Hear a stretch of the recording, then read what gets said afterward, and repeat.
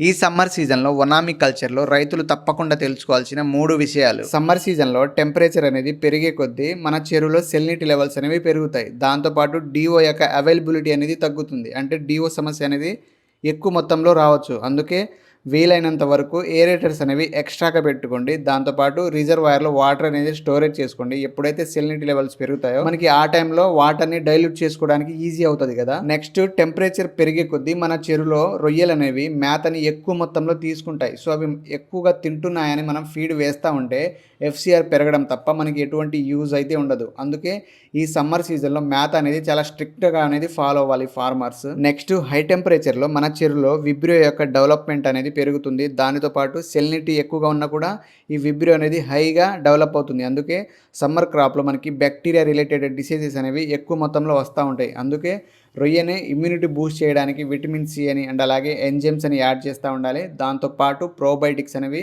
తప్పకుండా మన అప్లికేషన్ ఇస్తూ ఉండాలి. ఈ 3 విషయాల గురించి రైతులు తప్పకుండా అవగాహన అనేది ఉండాలి. దాంతో పాటు ఖచ్చితంగా ఈ జాగ్రత్తలు అనేది వహించాలి.